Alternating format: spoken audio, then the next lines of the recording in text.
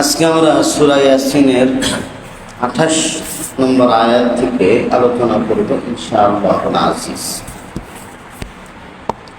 আল্লাহ সুবহানাহু ওয়া তাআলা বলেন, ওমা আনজালনা আলা কওমিহি মিন বাদিহি মিন জুনদিন মিনাস সামা, এবং আমি তার কওমকে এরপরে আসমান থেকে কোনো বাহিনী নাজিল করিনি। ওমা কুন্না মুরসিলিন, এবং বাহিনী নাজিল করা আমার কাজ নয়। অর্থাৎ যে সমস্ত নবীর প্রতিনিধিগণ আন্তাকিয়া শহরে দাওয়াত দেওয়ার জন্য আসছিলেন, এসে তারা তো শাহাদত বরণ করলেন। তো শাহাদত বরণ করার পরে আল্লাহর গুসা তো মারাত্মক পর্যায়ে পৌঁছে গেছে, কিন্তু আল্লাহ তাআলা এত কিছুর পরেও আসমান থেকে কোনো ফেরেশতা বা কোনো বাহিনী পাঠিয়ে ধ্বংস করেননি, বরং আল্লাহ তাআলা তাদের অবস্থার উপরে ছেড়ে দিয়েছেন যে কত দূরে যায় দেখা যাক। আর আল্লাহ তাআলা বলতেছেন যে আমার আসলে ফেরেশতা বা বাহিনী পাঠানোর প্রয়োজন হয় না। আমি যখন কোনো জনপদকে ধ্বংস করার জন্য নিয়ত করি, তখন বাস একটা আওয়াজই যথেষ্ট, কি বাহিনী পাঠানোর প্রয়োজন হয় না। তাহলে বলছে ইন কানাত ইল্লা সাইহাতান ওয়াহিদা, শুধুমাত্র একটা মহানাদ, একটা আওয়াজ ছিল। ফাইদা হুম হামিদুন, অতঃপর হঠাৎ তারা নিথর হয়ে গেল।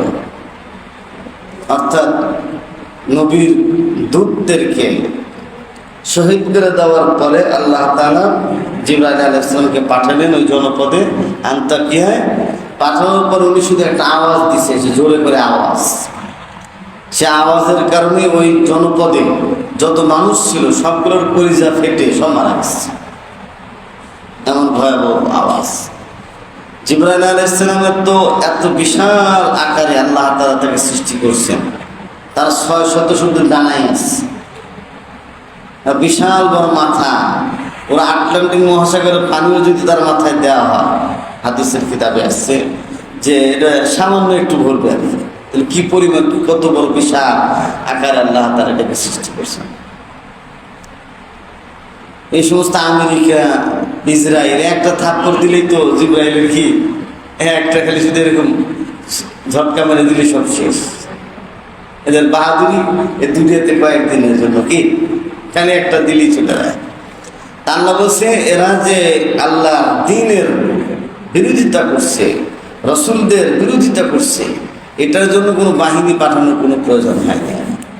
শুধু একটা আওয়াজ দিছে, সব মরেছে। এমন মরছে, মরে একেবারে ভুসির মতো এরকম ইয়ে হয়ে থাকে না, উঁচু হয়ে থাকে না, স্তূপ, এরকম স্তূপ হয়েছে সব। এরকম একটা ভয়াবহ অবস্থা তাদের হয়েছে। পৃথিবীতে যখনই মানুষ একজন আর একজনের উপর জুলুম করে, তাদের পরিণাম কিন্তু এরকমই হয়। কারণ জুলুমের পরিণাম কখনোই ভালো হতে পারে না। জুলুমের পরিণাম কখনোই কি হয় না, ভালো হয় না। হয়তো সাময়িক এখন হয়তো কোনো ব্যবস্থা নেওয়া যাচ্ছে না, কিন্তু এটা কিছুদিন পরে এটা অন্ধকার হয়ে আসবে তার সামনে।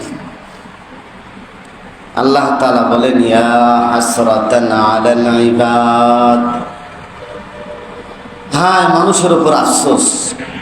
মা ইয়াতিহিম মির রাসূলিন ইল্লা কানু বিহি ইস্তাহজিউন, তাদের কাছে যে রাসূল আসে তারা তাদের সাথে ঠাট্টা বিদ্রুপ করে। নেহানে এখনো আলেম ওলামাদের নিয়ে ঠাট্টা বিদ্রুপ করে, বলে না? এখনো রাজাকার করে, এখনো আল বদর আর শামস, মানে এটা লাগে যে আছে এখন যে না তাকেও পায়।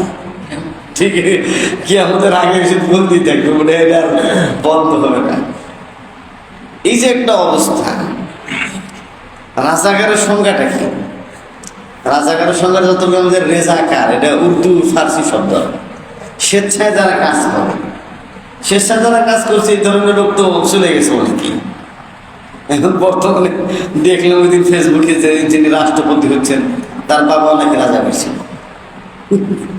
তার বাবা নাকি কি মির্জা ফখরুল ইসলাম আহমেদ, তার বাবাও নাকি রাজাকার ছিল। তাহলে এটা বাঁচতে গেলে আপনার শেষ করতে পারবেন না, কি পারবেন? দোষ ত্রুটি মানুষ আছে, দোষ ত্রুটির উঠে মানুষ নয়, কিন্তু সেই হলো ভালো যে তওবা করে পাক সাফ হয়ে যায়। কি হয়? তওবা করে কি হয়? পাক সাফ হয়ে যায়, সে হলো ভালো মানুষ। আত্তাইবু মিনাজ যাম কামান লা যামবা লাহু। তাহলে দেখা যাচ্ছে যে আপনার সময় পরিবর্তন হয়েছে, কিন্তু জুলুম চলমান আছে। জুলুম কি আছে?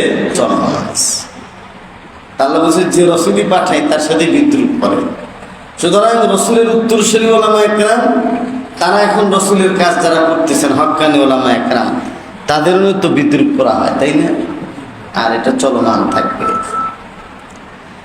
এই জন্য আল্লাহ তাআলা বলছে আফসোস ওই সমস্ত মানুষদের জন্য যে যারা রসুল আসলেই, আল্লাহ রসুলের পক্ষ থেকে কোনো দূত আসলে তাদের সাথে বিদ্রুপ করে। তা আল্লাহ তাআলা তাদের ইতিহাস স্মরণ করায় দিচ্ছেন।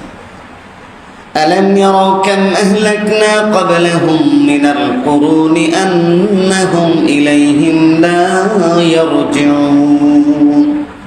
তারা কি লক্ষ্য করে না যে আমি তাদের পূর্বে বহু সম্প্রদায়, বহু জাতিকে ধ্বংস করে দিয়েছি।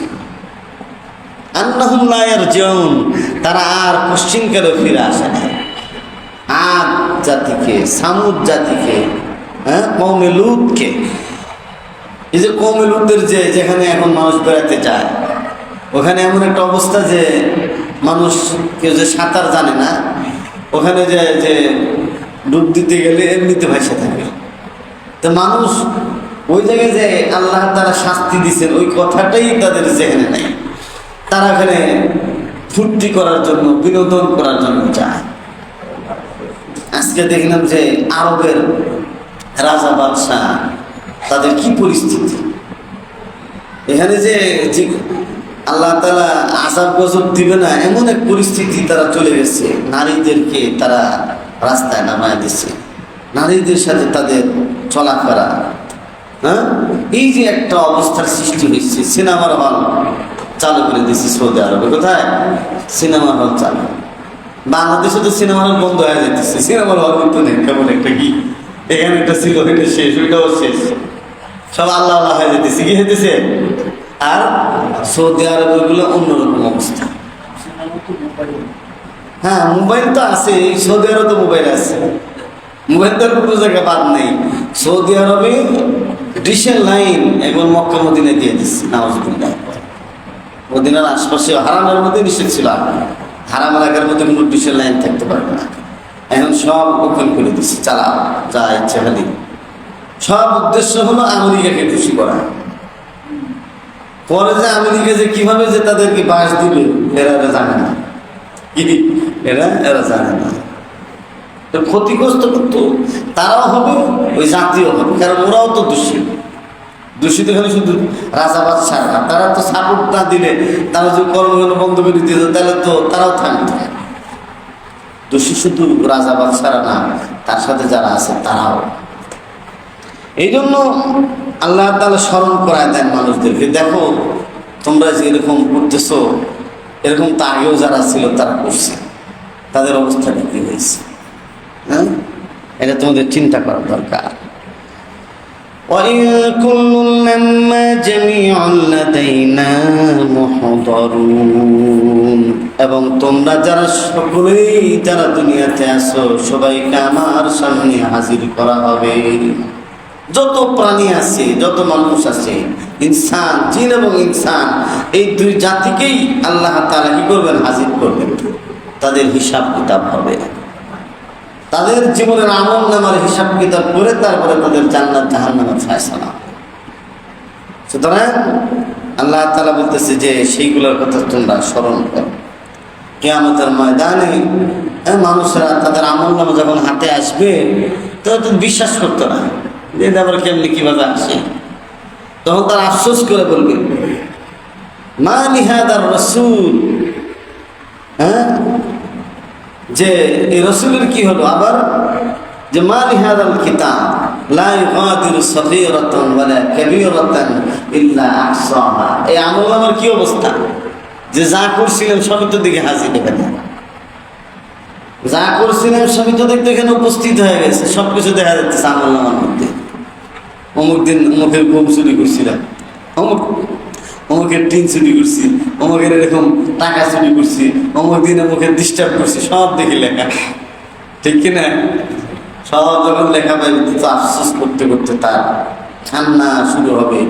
এই যে কান্না শুরু হবে, এই কান্না আর বন্ধ হবে না। এখন আল্লাহ তাআলা তার কুদরতের আলোচনা করতেছেন মানুষকে, যে আল্লাহ তাআলা কত বড় কুদরতওয়ালা এটা দেখাচ্ছেন। وآية لهم الأرض الميتة أحييناها وأخرجنا منها حبا فمنه يأكلون।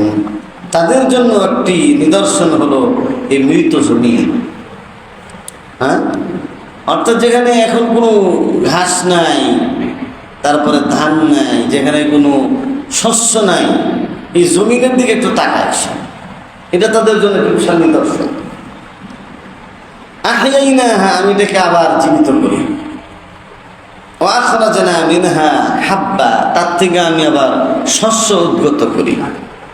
ফামিনহু ইয়াকুলুন, তারপরে তার থেকে সে খায়। কারণ বান্দা কি কাজটা করে, একটা জমিনে মনে করেন বিছন বুনবে, আমাদের দেশে বিছন বলে আর বিছন, বীজ বুনবে বা সেটা ছিটায় দিয়ে চলে আসে, বাকি কাজ করেটা কি আল্লাহ করে। এটার থেকে কিশলয় উদ্গত করা, এখান থেকে যে বড় করা, এটার যে পরিচর্যা, এই কাজটা করে নাকি এটা আল্লাহর কুদরত। আর যে মৃত জমিনের মধ্যে আমি এটাকে জমিন সজীব করি, এর থেকে ফসল উদ্গত করি, এর থেকে মানুষ আবার খায়, বিশাল একটা কুদরত। আমরা তো ঢাকা শহরে বসে বসে চাউল খাইতেছি, যে চাউল মনে টাকা থাকলে হয়, কি বাসমতি চাউলও খেতে পারবেন, সমস্যা টাকা যদি থাকে 200-300 টাকা কেজি কিনে খাবেন, সমস্যা নেই। কি কম দামেরও পাইবেন, মাঝারি দরেও পাইবেন, যা চান সব চাউলই কিনে হবে শহরে। আসতেছে কোথায় থেকে, চিন্তা করছেন এগুলো? আল্লাহ তাআলা ওই জমিনের মধ্যে কৃষক ফলাচ্ছে, সেখান থেকে আস্তে আস্তে বিভিন্ন ধরনের কি এটা আবার সিদ্ধ করা হচ্ছে, সিদ্ধ করে আবার শুকানো হতেছে, আবার ইয়ে করতেছে, এইগুলো করে প্যাকেটিং হয়ে আমাদের কাছে এটা আসতেছে। আর এই ভাত আমরা কি করি, বসে বসে নষ্ট করি, ফেলাইয়া দিই, এটার কদর করি না, এর ইজ্জত আমার কাছে নাই। হ্যাঁ, এই খানার ইজ্জত করে না, এরা অভাবে পড়ে, কি বলে এক জামানায় অভাবে পড়ে, ভাত ফেলায় দেয়, এটাকে ফেলায় না, এটাকে কদর করা যায়, ধুয়ে খান। কিন্তু রাসূলের সুন্নত এটাই, যে খাবার পড়ে গেলে এটা উঠে পরিষ্কার করে খাও, এটাই তো উদ্দেশ্য। وجعلنا فيها جنات من نخيل وأعناب وفجرنا فيها من العيون। আমি এর মধ্যে খরজুরের বাগান, আঙ্গুরের বাগান সৃষ্টি করি। আপনি চিন্তা করতে পারেন, আমাদের দেশে খেজুর হয়, তাই না? খেজুরের গাছ আছে, আর সৌদি আরবে খেজুর হয়। যারা সৌদি আরবে গেছেন, আমরা তো একবারে খেজুরের বাগানে গেছিলাম, কি হাজিদের নিয়ে একবারে গ্রামের মধ্যে গেছি, গ্রামের মধ্যে যাই ওখানে খেজুরের গাছ থেকে খেজুর পাইরে খাইছি, আর ওখানে যা কিনছি, ওখানে যা দেখলাম যে কি কি অবস্থা। এই খেজুর গাছ বাংলাদেশে যেটা হচ্ছে সেটা তো আর এই ওইরকম না, বাংলাদেশে এক ধরনের হয়, কিন্তু এটা অত মজা না। কিন্তু সৌদি আরবের ওই গরম হাওয়া আর প্রচণ্ড রোদের কারণে ওগুলো এমনভাবে গলে এমন হয়ে যায়, এত সুস্বাদু যে চিন্তাই করা যায় না। এক এক খেজুরের এক এক স্বাদ। খেজুর আনাতে গেলে দেখা যায় কত কত রকমের খেজুর। এখন তো খেজুরের সাথে আরো ফল, এই সমস্ত বিভিন্ন জিনিস, চকলেট টকলেট সব বিক্রি হয় ওখানে। তো খেজুর, একটা খেজুরের দাম 20 রিয়ালও আছে। কি একটা আজোয়া খেজুর কিনতে যায় 20 রিয়াল দিয়ে, কে খাবে? কেউ ফ্রি খাওয়ালে খাই আর কি। ওখানে যায় অনেকে এগুলা খাওয়ায়, আজোয়া খেজুর কি এগুলো খাই। ওখানে আপনি মদিনা যাইবেন, মদিনাতে যাওয়ার পথে দেখবেন অনেক মানুষ খেজুর নিয়ে তারা আছে, আপনি একটা নিলেন খাইলেন, বেশি খাওয়া যাবে না, আবার পাতলা পায়খানা হবে, ঠিক আছে? একটা দিনে দাঁড়ায় মানুষ খাওয়ানো যায়, হাজির সাহেবদের খেদমতের লেগে প্যাকেট ধরে আসে, বাস প্যাকেট শেষ চলে গেল আবার। এটা বিশাল বড় ফজিলতের ব্যাপার সেটা। এই যে খেজুরের বাগান কে উদ্গত করতেছে? আমি তো খালি খেজুরে দিয়ে খায় বিচিরে ফেলাই দিছি জায়গায়, কিন্তু গাছ হয়ে গেছে। আঙ্গুরের বাগান দেখছেন আপনারা? আঙ্গুরের বাগান কাশ্মীরে আঙ্গুর হয়, টসটসা আঙ্গুর। কোথায় মনে দেখলাম আমি, এটা জানলার উপর দিয়ে এখন বাংলাদেশেও কি হয়, আঙ্গুরের চাষ হয়। সিলেট থেকে বিভিন্ন জায়গা থেকে আবার খেজুরের চাষ হতেছে এখন, ওই দেশ থেকে নিয়ে এসে এখানে কি করতেছে, আবাদ করার চেষ্টা করতেছে। কারণ চাহিদা তো পূরণ করতে হবে। খেজুর এমন একটা ফল সারা বছর পাওয়া যায়, অভাব নাই। এটা কি কোথায় থেকে আসতেছে, কিভাবে আসতেছে চিন্তাই করা যায় না, এত খেজুর।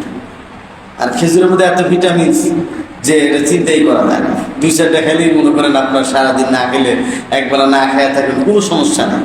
আল্লাহ রাসূল বলছেন যার বাড়িতে খেজুর আছে সে অভুক্ত না। অভুক্ত না, তাহলে খেজুর খাও, পানি খাও, বাস 1-2 ঘন্টা তোমার পার হয়ে যাবে, সমস্যা নেই। কারণ তুমি 3টা রুটি খেলে যা হবে, একটা খেজুরের মধ্যে আল্লাহ তাআলা সেই পরিমাণ কি ভিটামিন মিনারেল যা আছে সব দিয়ে দিছে, খাও। কিন্তু যাদের ডায়াবেটিস আছে তারা আবার খায় না, খায় পরে আবার বিপদে পড়বে। কি আল্লাহ তাআলা বলেন, লিয়াকুলু মিন সামারিহি ওয়া মা আমিলাতহু আইদিহিম আফালা ইয়াশকুরুন। এই খেজুর থেকে তারা খায়, এই আঙ্গুর থেকে তারা খায়, অথচ তাদের হাত এগুলো কেউ বানায় না। মানুষের কর্ম যে এটা দিয়ে খেজুর বানায় করছে এরকম না, আল্লাহ তাআলা তার কুদরতের দ্বারা এই খেজুর বানায় দিচ্ছে। এক খেজুর গাছ তো আছে মদিনাতে, দেখা যায় বেড়াতে গেলে, জিয়ারায় গেলে দেখা যায় যে হযরত আবু যর গিফারী রাদিয়াল্লাহু তাআলা আনহু যেটা লাগাইছিলেন বিচি ছাড়া, কি ছাড়া? বিচি ছাড়া খেজুর খাইবেন, দেখবেন বিচি নাই। ওই যে রাসূল লাগাই দিয়ে গেছেন, চলমান আছে, চলতেছে, বাস সারা দুনিয়ার মানুষ খাইতেছে বিচি ছাড়া। এটার একটু দাম একটু বেশি আর কি, তুলনামূলক একটু দাম বেশি। কিন্তু আল্লাহ তাআলা তো খাওয়াইতেছেন। আল্লাহ বলছে তার থেকে তোমরা খাও, তার ফল খাও, কিন্তু তোমরা এগুলো উদ্ভূত হবে। আফালা ইয়াশকুরুন, তারপরেও কি তারা শুকরিয়া আদায় করবে না এত নিয়ামত পাওয়ার পরেও? আমরা তো পাইতেছি ঢাকা শহরে তো কারেন্টের ও বিদ্যুতের কোনো সমস্যা নেই, বোঝা যাচ্ছে যে কারেন্ট গেছে, বিদ্যুতের কোনো সমস্যা বোঝা যায়। গ্রামে গেলে বুঝতে পারেন, গ্রামে গেলে কি ঘন্টায় 2 ঘন্টা পরে নাই, এই অবস্থা হয়েছে। আল্লাহ তাআলা যেন পর্যাপ্ত বিদ্যুৎ এবং গ্যাসের ব্যবস্থা এই দেশের মানুষের জন্য করে দেয়, বলেন আমিন। আল্লাহর খাজানাতে কোনো কমতি নাই। আসলে সরকারদেরকে দোষ দিয়েও লাভ হবে না। কি সরকার কি করবে যদি নিচের থেকে না উঠায়, আর যদি এগুলা আগে থেকেই মানুষের কাছে বিক্রি করে রাখে, তাহলে তো হবে না। বাংলাদেশের গ্যাস আছে, বাংলাদেশের সীমানার মধ্যে, সেই গ্যাস সিস্টেম করে ইন্ডিয়ানে চলে গেছে, দিয়ে দিছে, দাদা বাবুরা নিয়ে ওটা করে উঠায়। হ্যাঁ, তাহলে এরা পাইবেন কেমনি? তাহলে আমাদের দেশে গ্যাসে তো অভাব থাকার, তিতাস গ্যাস লাইনও দেয় না নতুন করে, এখন সব কিনে এখন মানুষ করতেছে। অথচ এই দেশের নিচে গ্যাসের অভাব নাই। ওই যে দেখলাম দিনাজপুরের ওই সাইডে, কুমিল্লার এই সাইডে, বিভিন্ন জায়গায় গ্যাসের, কিন্তু উঠাইতে পারে না। উঠাতে গেলে কি করে, এসে বলে যে উঠাবো তো, এটা তো নিচেই সমস্যা, এই সমস্যা, এত টাকা লাগবে, এটা আমাদের কাছে করতে হবে, না হলে আর এটা তো মেশিন ইয়েটি আমাদের কাছে নাই, অমুক জায়গায় থাকতে লোক লাগবে, এই করে মানে ওরা ওই জায়গা ওটা পুরোটা দখলে বাংলাদেশের কাছে ওরা বিক্রি করবে আর কি। জায়গা আমাদের, সম্পদ আমাদের, ওরা নিয়ে আমাদের কাছে বিক্রি করবে, এই হয়েছে কায়দা। যার কারণে আমরা বিদ্যুতের সংকটে আছে, গ্যাসের সংকটে আছে। তা নাহলে যে পরিমাণ গ্যাস এই বাংলার জমিনে মাটির নিচে আছে, এটা অভাব হওয়ার কথা। আল্লাহ রাব্বুল আলামিন বলেন, সুবহানাল্লাযী খালাকাল আযওয়াজা কুল্লাহা মিম্মা তুনবিতুল আরদু ওয়া মিন আনফুসিহিম ওয়া মিম্মা লা ইয়ালামুন। পবিত্র ওই সত্তা যিনি প্রত্যেক বস্তুকে জোড়ায় জোড়ায় সৃষ্টি করেছেন। এই যে জোড়ায় জোড়ায় সৃষ্টি, বিজ্ঞানের ধারণাই ছিল না। আমরা তো জানি খালি নারী পুরুষ, কি নারী পুরুষের শুধু এটা জানতাম, কিন্তু আল্লাহ তাআলা উদ্ভিদের মধ্যেও জোড়ায় জোড়া সৃষ্টি করছেন। গাছের মধ্যে একটা পুরুষ আর একটা নারী। প্রত্যেকটা প্রাণীকেই আল্লাহ তাআলা কি করছেন, নর নারী করে জোড়ায় জোড়ায় সৃষ্টি করছেন। গাছের মধ্যে এটা আছে, পাখ পাখালির মধ্যে এটা আছে। প্রত্যেকটা প্রাণীর মধ্যেই দেখবেন কি এই ধরনের কারবার। এটা তো বিজ্ঞানীরা জানতোই না, কিন্তু কোরআন আজ থেকে 1400 বছর পূর্বে এই তথ্য কি ওপেন করে দিচ্ছে। মানুষ জানতোই না যে জোড়ায় জোড়ায় সবকিছু আছে। সুবহানাল্লাযী খালাকাল আযওয়াজা কুল্লাহা মিম্মা তুনবিতুল আরদু ওয়া মিন আনফুসিহিম ওয়া মিম্মা লা ইয়ালামুন। প্রত্যেক জিনিস ওই সত্তা যিনি প্রত্যেক বস্তুকে জোড়ায় জোড়ায় সৃষ্টি করেছেন। মিম্মা তুনবিতুল আরদ, যা জমিন উদ্গত করে এবং যা তোমাদের নিজের থেকেও হয়। মিম্মা লা ইয়ালামুন, এবং ওই সমস্ত জিনিস থেকে যা তারা জানে না। এই সব কিছুর মধ্যে জোড়া জোড়া সৃষ্টি করে। যেন হুজুরা যখন বিবাহ শাদী করায় তেমন একটা আয়াত পড়ে, মানুষদের অর্থ অনেকে জানে অনেকে জানে না, বেশিরভাগই জানে না যে কি কয়। একটা বিশাল কোনো ওয়াজ করে হুজুরা, মূলত খুতবা পড়েছে, সংক্ষিপ্ত খুতবা, কিন্তু এর মধ্যে অনেক কিছু আছে। ইয়া আইয়ুহান নাসু তাকু রাব্বাকুমুল্লাযী খালাকাকুম মিন নাফসিন ওয়াহিদা ওয়া খালাকা মিনহা যাওজাহা ওয়া বাথা মিনহুমা রিজালান কাসীরান ওয়া নিসাআ।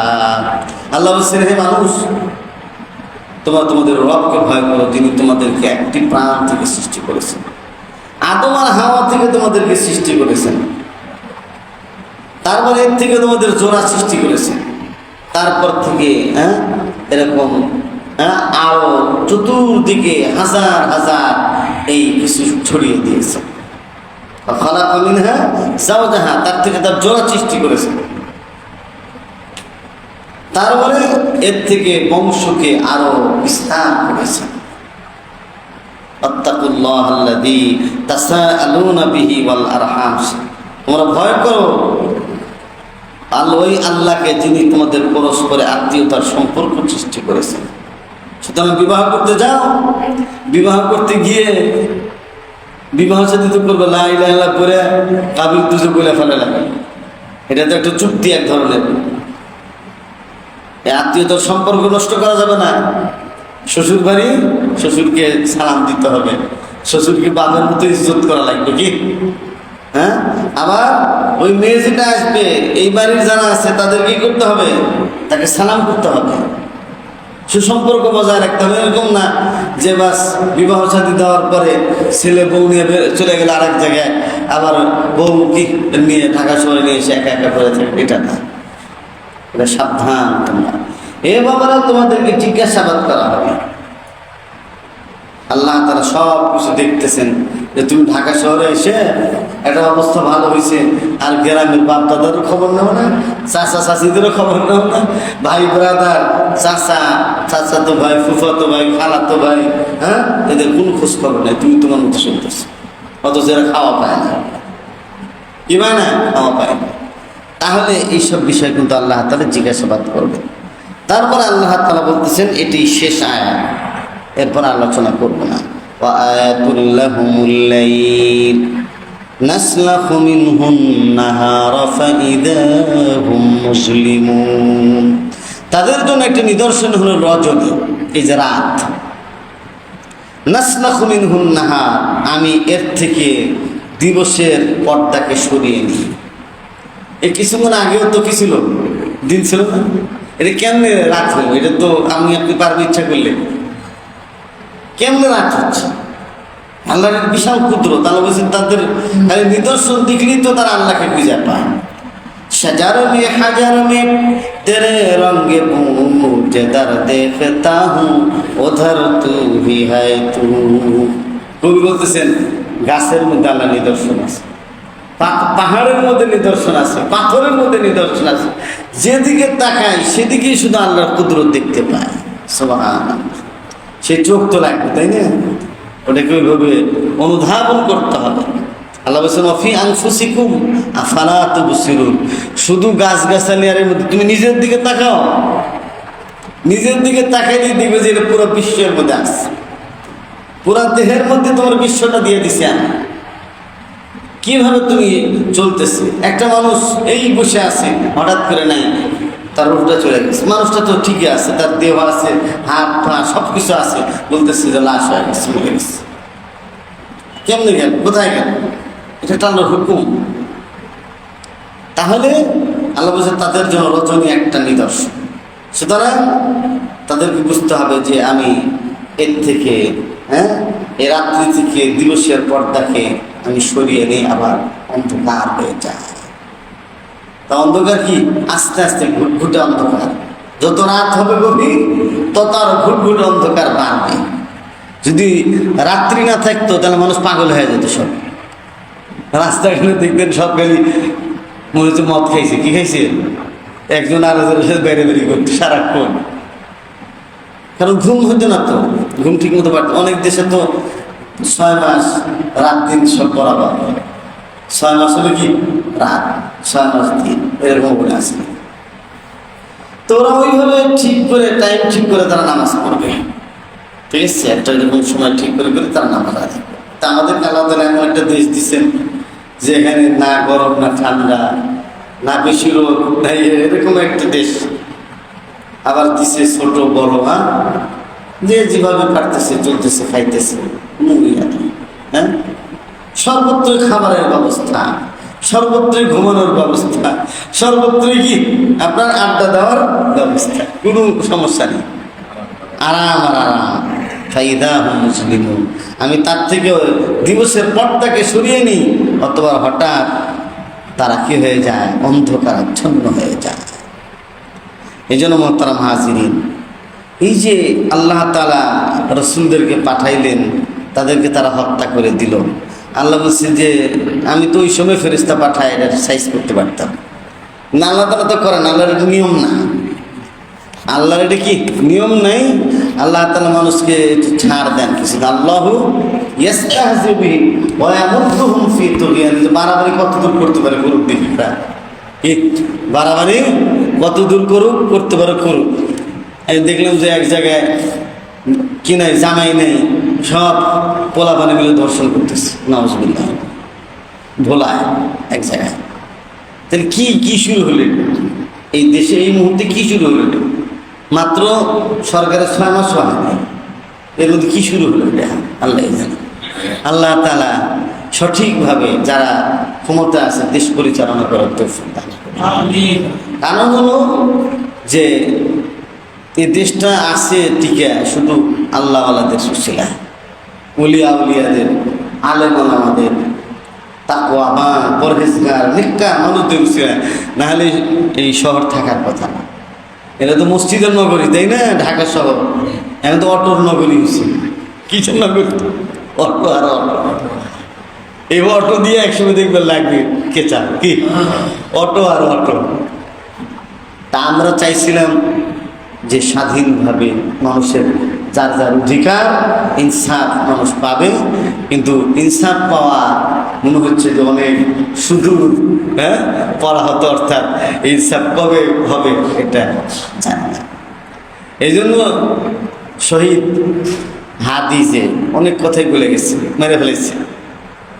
ইন্ডিয়া কি করছে? ফেলাই দিচ্ছে। যে এই ভবিষ্যৎবাণী করে গেছে, সবগুলোই এখন হইতেছে। দেখলেন যা যা বলে গেছে এর কথাগুলা, এগুলো সব বাস্তবে সে বলে গেছে। দেশপ্রেমিক ছিল, যে যাই বলো কি, কিন্তু সে দেশপ্রেমিক ছিল, মেধাবী একটা ছেলে ছিল।